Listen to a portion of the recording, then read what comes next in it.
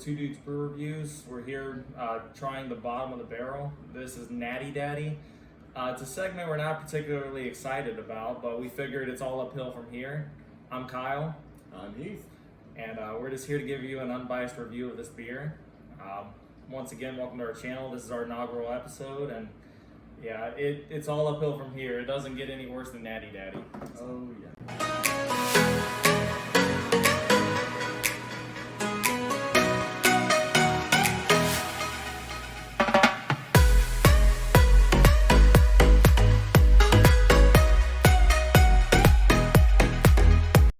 So this can is very interesting looking. Definitely looks cheaply made. 8%, and it's about $2 I think we paid per. Not really much going for it. Not a big fan of the Daddy and Natty Daddy. Hopefully this thing tastes a lot better than it looks. All right, as you can see, this can's very red, white, and blue, aside from the big old Daddy written on the can. I'm not sure what that's insinuating, but I don't know how I feel about that in particular. Like Heath said, it's 8% alcohol by volume. It seems to be a very cheaply made lager. Once again, we paid about $2 per can, and these are big boy cans. They're not 12 ounces, they're 16, so they're a full pint. There's a lot of different shades of blue on this can too. As you can see, the dark one over here, and then the rest of the can is a light blue. Just like all the beers that we're going to be reviewing on this channel, we're always going to pop them open and get an initial smell test to see how pungent or how sweet or however, whatever it is, it smells.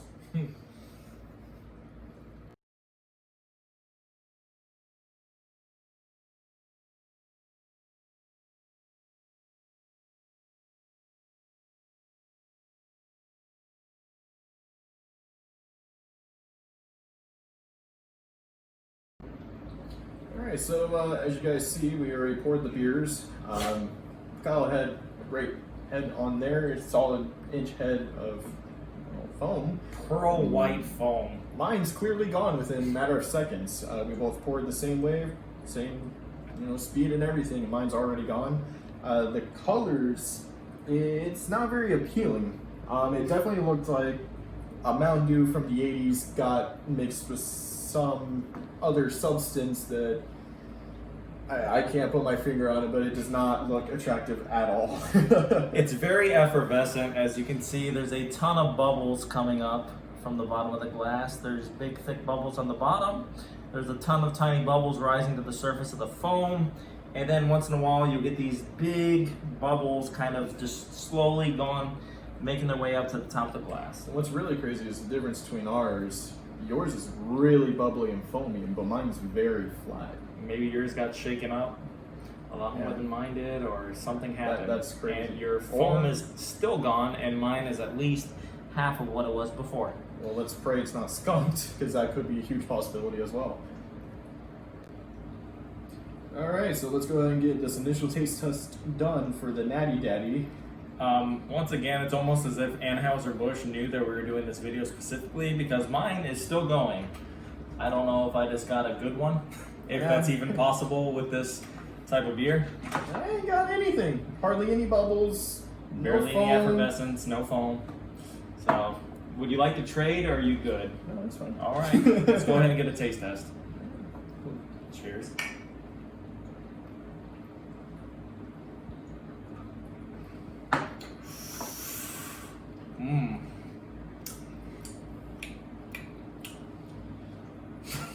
Man,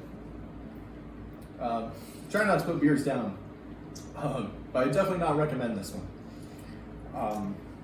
It tastes like a mix of like stale corn and like cardboard. Like, that's literally the only things that are popping out to me, and then very, very cheap alcohol. What about you, Kyle? I'm definitely feeling the corn vibe that you're throwing off. With the cardboard, slight hit of pine. There's definitely a strong floral note, which works for most beers, but for this one, it does not work. No, sir. Yeah, it's very strong on the alcohol flavor, so it's definitely not an easy drinking beer. It's very not user friendly. If you're looking to get a cheap buzz as affordable as possible, I don't think you could do any better. But yeah, that's my initial reaction to this beer. I mean, there are definitely better ones out there, but yeah, like you said, you know, if you're on a budget, like college, or you're at a university or something, you just want a cheap buzz. I mean, yeah, that could be the way to go, but man, you need to add like flavor powdering or something. You're gonna have a bad time if you try to slam these or shotgun these. If Bud Light's too weak for you and you don't like IPAs or good beer, this is your go-to right here. You don't need nearly as many Bud Lights as you would to get a nice buzz going and be ready to party. One of these and you're good to go.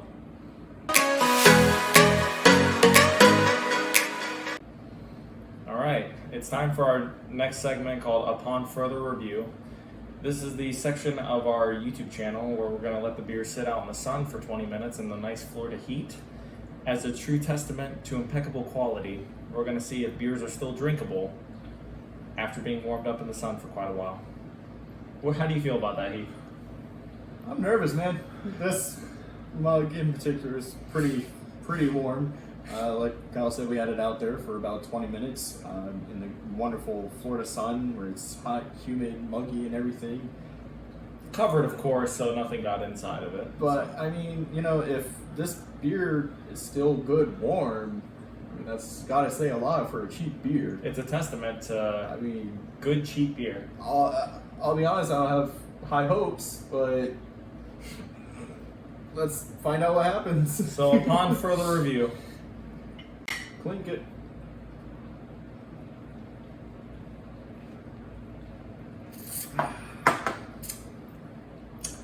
Ooh, latex balloons and sawdust. ooh, man, no, no, no, dude, that is literally like when you're a little kid trying to blow up a balloon, and you get that latex back in your mouth, and that's all you taste, but times 1,000. Yeah, so upon further review, I think our final assessment of this beer, not very good. Yeah. I think on a scale of 1 to 10 bottle caps, I'm going to go with 1.5 for this beer. I think that's a very fair review. It's a beer aimed at college kids, people with not a lot of finances to their name. If they're desperate for a buzz, they can go into the store with $2 and get a nice buzz going. But for the average working man, I feel like this beer is just completely unacceptable. Yeah, man, I have to agree with you on that. If I couldn't give any bottle caps, I would. But I'll be generous. I'll give one. You know, one first. Okay. First of many. Yeah, no. If you're just looking for a cheap buzz, this is pretty much all it is. But like they say, if you're on a low budget and you're trying to have high hopes, it ain't gonna work out for you. What do you at least think of the design of the can? What would you give bottle caps for that? For the design of the can, I think it's big, bold colors. It's very patriotic. I'm going to give it 4 out of 5. It's not very artsy. It doesn't look like a whole lot of thought was put into it, but for what it is, it's pretty well designed. I like the red, white, and blue.